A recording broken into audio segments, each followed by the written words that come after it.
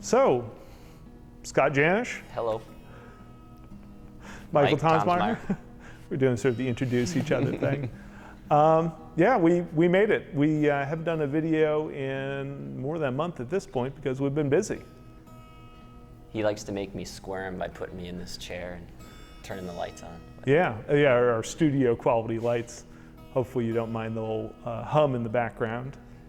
But we wanted to talk about our first batch of IPA, Citra hops. Do you want to talk about the name first, just to give people context? Citra hops is, the concept is basically when you use certain hop varieties, they're just so good, it's basically cheating. And as a couple of new brewers, new professional brewers, we decided we would cheat all we could. Yeah, we like cheating. Citra, Mosaic, Simcoe, yeah. Other ones could be Nelson, Galaxy. Galaxy for sure. Yeah, and then sort of that second tier, the Amarillos, the Motuecas, But blend in nicely with Citra hops. Yeah, So. exactly. And so this will be a sort of a concept that we continue on. We've got another batch fermenting right now that's Nelson and Mosaic. Again, some of our favorite varieties. Exactly. But despite being called Citra hops, you can't just sort of throw them into anything. So do you want to just talk a little bit about the base recipe for this one? Yeah, for this one we did about 10% malted wheat, about 10% flaked oats. The rest basically 2-row and then just a little bit of Crystal 10, 2 or 3%, I believe. The malted wheat really helps sort of bring up the haze level to a decent amount with the type of proteins that you get with the malted wheat. Helps head retention too? Yep, head retention as well. And that's for us that, just thinking about, haze isn't necessarily the goal always. People love haze, the hazy New England, whatever style is hot right now, but most of what we do isn't to, we're not adding hazing agents or anything like that. We're really trying to build a delicious, aromatic, hop-saturated beer and let the look of it sort of fall where it will. As it is, yeah. The flaked oats definitely help with mouthfeel. The beta-glucans and oats play a big role with that. Crystal 10, just a little bit of color, maybe a touch of sweetness. In fact, maybe if we did it again when we get time to tasting, we'd probably dial that back just a little bit with this beer. I guess that's my opinion. Yeah, then that's one of the things we've sort of been having to deal with is that really the chemistry, the biology is all pretty much the same as a home brewer. The yeast is still eating those sugars, turning them into alcohol, making carbon dioxide. But what's really different is that we need a whole lot more heat to get that such a large volume, 310 gallons boiling. It's actually considerably more than that. We start with 12 or 13 barrels, almost 400 gallons with this just big flamethrower essentially on the back. And we're finding that we're getting a little bit more of that, people say kettle caramelization, those Maillard reactions, the same sorts of flavors that you get from crystal malts, the same sorts of colors. So all of our beers have been ending up maybe 1 or 2 SRM darker than sort of the test batches maybe? Yeah, in fact at first we were suspicious that our Crystal 10 was actually Crystal 20 or something. I took in a little from home and crushed it and looked at them side by side and they're the same. I mean, it's just a little darker than I was expecting it to be once it was crushed. And we've been having sort of the same discussions about the whirlpool hops, the end of boil additions. Yeah, the small scale, homebrew scale, you can chill down your wort 15, 20 minutes. Yeah. And even if you don't force chill it, I lose about 1 degree a minute, just sort of having it be sitting in the ambient air. And here we probably lose, and it takes between whirlpool for 15, settle for 15. It's about 75 minutes. And then another 45 minutes just to run everything through the heat exchanger. It's still 190 something at the end of all that. So that means you have 75 minutes of potential hop isomerization. Yeah. So bitterness is still happening, and so for us, for the most part, we're adding all of our hops at the very tail end. Yeah, all of our kettle additions, the hot side. All of our kettle additions, sorry, yeah. Yeah, so for this one, we did 22 pounds total, Centennial and Columbus. Yep. We, despite calling them cheater hops, they are also expensive hops. Yeah. And so we did some test brews, and they're really a lot of those delicate, bright melon, and citrus kind of aromatics get chased off by particularly 75 minutes near boil. And really those kettle hops, to me I always describe it as like a saturated hop flavor, just sort of that mouth-filling, baseline flavor. Oily, sticky kind of thing, which is not always easy to get. Yeah. And Columbus, for example, is really great because it imparts its oils particularly quickly. Yeah, it's an efficient hop, I guess you could say.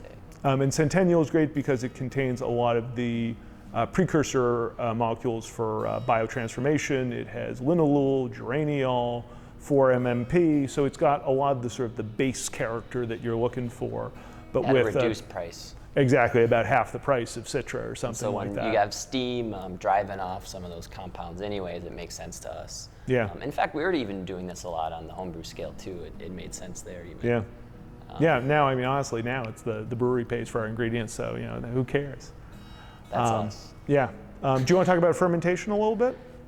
Sure. So for this one, we used, I believe this was the first time we used harvested yeast. Yeah. So we're using a yeast lab out in Richmond, Virginia, RVA. They have a Manchester strain that was one of my favorite from homebrew batches.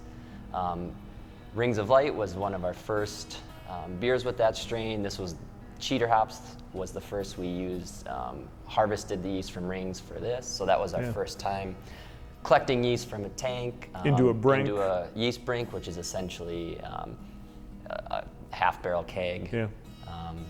And then Modified with some extra ports and some extra way to send CO2 into it and things like that. And then we just pumped it back into the tank to pitch for Citra hops, and we just basically did it by weight. Yeah, put it on a scale and pumped it in until the reading was less than it was when it started.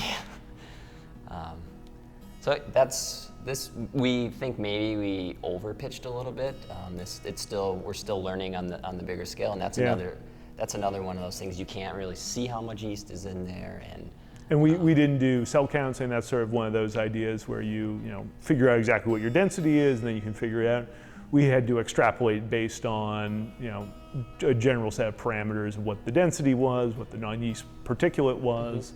But it was a healthy fermentation. Yeah. I think we were probably around 67, 68 degrees for the majority of it. And when we say overpitch, we're not talking about getting like autolysis flavors or something like that, but yeast have a tendency that hop compounds will stick to them and come out of solution. If you add too much yeast, you might be artificially stripping out more hop character than you're expecting. Rings of Light had this really tremendous hop flavor before dry hopping. Yeah, pre-dry. And this one was okay. I mean, it was just a little bit bland, but with about 4.5 pounds per barrel of dry hopping, that went a long way. Which is double what we did in Rings of Light. Yeah. So, this one we knew we weren't going to be harvesting the yeast, so we went ahead and dry hopped about 4 days into fermentation. Yep. So fermentation was winding down, but not complete. Yep. Which helps kind of any oxygen that might be introduced while you're dumping the hops in through the top port. We tend to hit the top spray ball with CO2 while we open it up too, just as a preventative. Yeah, better to have that positive pressure of CO2 trying to push out, so that not that much oxygen comes in with it. We should probably at some point come up with a more complex system where we end up with other ways to get hops in. People have valves and ports and things like that. But maybe we should taste the beer. Yeah, I think we have to because the FedEx guy's here. Cheers. Yeah, so this we brewed this, early September? Yeah, this would have been our second big hoppy batch, right? Yeah, so probably a couple weeks after Rings. And that's one of the big concerns with these beers in general is freshness. And luckily for us, being on tap in our tasting room, we have a little bit of an edge. We don't have to go through that extra step of going into cans. We also don't have that risk that it's sitting out there warm on a truck, on a store shelf, at a distributor, at a liquor store. We control every step of the process, so. If it's not good. If it's on us. So we take a lot of precaution to make sure we're purging the bright. Yeah, and we've been playing around with different techniques on that, either bubbling in CO2 slowly just to sort of Try push the oxygen out. We've tried filling it with liquid. Yeah, pushing that out with CO2, because if you're pushing out liquid with CO2, there should be zero oxygen left. Same thing goes with the kegs. We want to make sure that we're not only cleaning and sanitizing them well, but purging those like you would at home with homebrew kegs, filling them up, letting out the CO2 and any oxygen that may be in there, and doing it again. Yeah, particularly because our kegs can't be opened and inspected as easy as a corny keg at home. But yeah, let's talk about the beer a little bit. Obviously, some pretty good head retention. All the oats and the wheat and all that effort went to do a good job. Yeah, like I mentioned earlier about the crystal, it's a little bit darker than what we're used to. Yeah. Particularly for a beer that was predicted to be about 4 SRM, I'd say it's more like 6. Yeah, I'd say that's. And that's one of the issues too with haze, is that haze makes a beer appear darker, less light makes it through, particularly in a somewhat wider glass like this. And if you're too dark, it pretty quickly does not. Like dirty dishwater or something pretty quickly. Yeah. Aroma is great. So this one definitely has more of like the out of the bag hop character. Yeah. It's got a little bit of a green, piney thing. Yeah, I don't think we talked about after that first dry hop edition, we cooled it to about 58 degrees. It's something people are calling soft crashing. The idea is that you get cool enough that it encourages the yeast to drop out. It also helps to prevent yeast from restarting fermentation. Particularly some varieties like Mosaic have high enzyme levels that can actually free up sugars from the dextrins that are left in the beer. But at 58 degrees, you're not, the yeast aren't as active. Yeah, the enzyme isn't as active. And the enzyme really is only a concern if you drop out all the yeast, you have long-term contact with the hops, freeing up additional sugars, you have re-fermentation that happens, but you don't have hardly any yeast, and that can create diacetyl or other fermentation problems. So at 58 degrees, the enzyme is less active. We're keeping it cold. Essentially, from that point on, it doesn't get any warmer than that. In fact, I believe we did rouse with CO2 at this point too, because of colder temperatures, you're going to have the hops might settle out a little quicker. So then we hook CO2 up to the bottom of the cone. With how much money we're paying for the hops, we really want to get everything we can out of them. And also people have really come to expect, and thankfully, just huge aroma.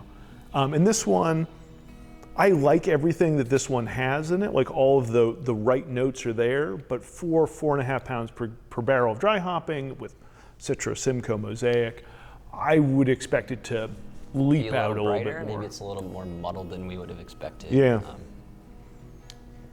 It was just the volume I wish was louder. I mean, I wish it was one of those that, you poured the beer and someone's sitting at the bar 15 feet away or whatever this giant back bar is. That smells good. Yeah, exactly. And we're, I think, already on a slightly better track with the new version of Citra hops. We got fresh pitch of yeast, probably a lower pitching rate, and it certainly already is smelling better even before the big dry hop. Yeah, and it's tough because it's always how the quality of hops you get. For us, we're not in a big contract right now. We're not picking a certain field. We kind of get what we can get. Yeah, spot market it's great that stuff's available. You have to pay for it, and it's also, hops aren't a commodity. They're really something that varies with the grower, with the time they're harvested, with how the year was, how they're processed. Whether or not they're blends or single lot. Yeah. It's all. And we're honing in on some contracts for next year that will really allow us to learn about what we got and to tailor recipes. Yeah, and be more consistent. Yeah. But yeah, overall it has a good mouthfeel. Yeah. That's one thing take big strides to make sure we continually hit. And again, that's where the malted wheat and the yeast strain actually plays a little bit of role in that. Yeah. How much how much sugar is left at the end can arguably help a little bit with mouthfeel. And the other thing it really does, this is a 6.3% beer, but it finished at about 10-20, about 5 Play-Doh. And so there's that much more protein in it.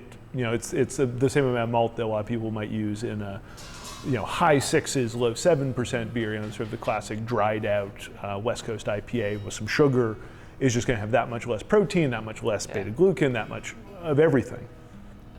It didn't take too long for this one, despite having 4 pounds of, over 4 pounds per barrel of dry hopping. It never had a huge green bite, which is something I'm always afraid of. The hop burn, sort of you feel it, that tickle in your throat that our double IPA had in spades, but luckily this one was mellower. Right, which is something that will kind of fade a little with time, a week or two. Yeah. Cold storage will help. But. Yeah. And that's one of the big, again, sort of the difference in physics when you're talking about home brewing. You're talking about yeast or hops or whatever falling a foot or two. On this scale, our big fermenters, everything has to fall out 7 or 8 feet, and we don't even have a really big system compared to some of these places with the tanks sticking out the top of the roofs. But we just rely on time and temperature and gravity. We don't filter anything. We don't centrifuge.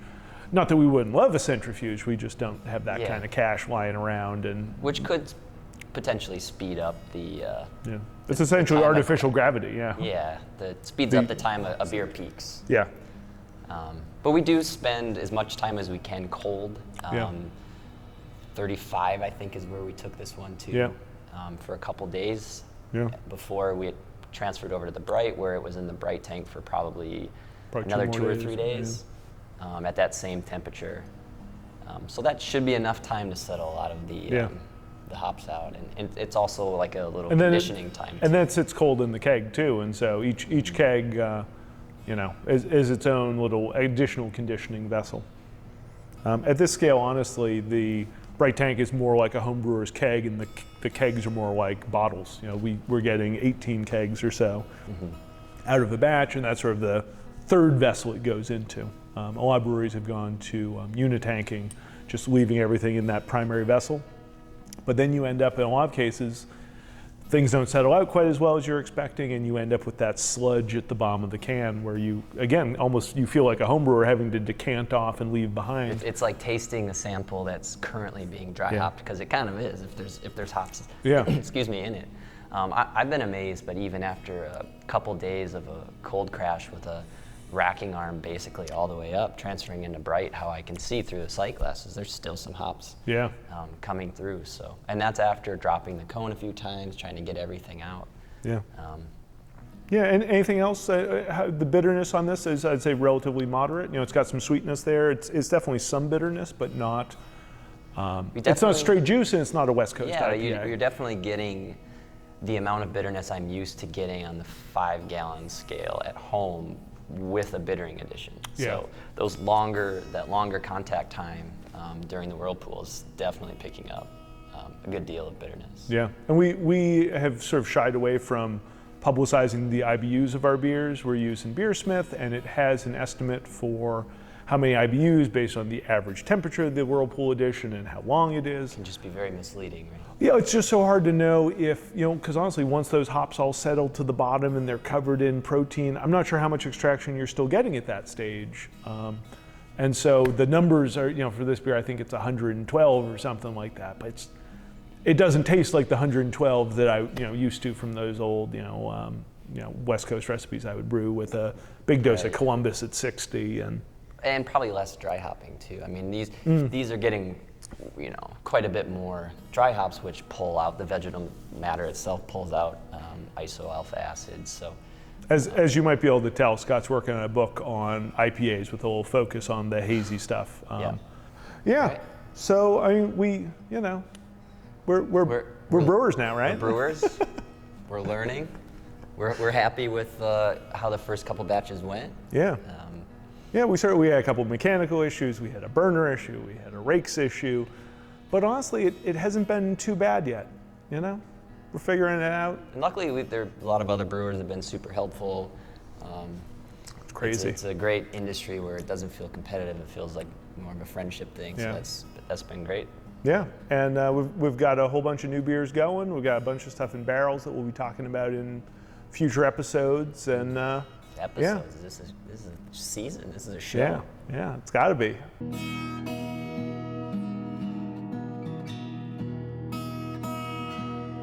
Don't forget to like, subscribe, and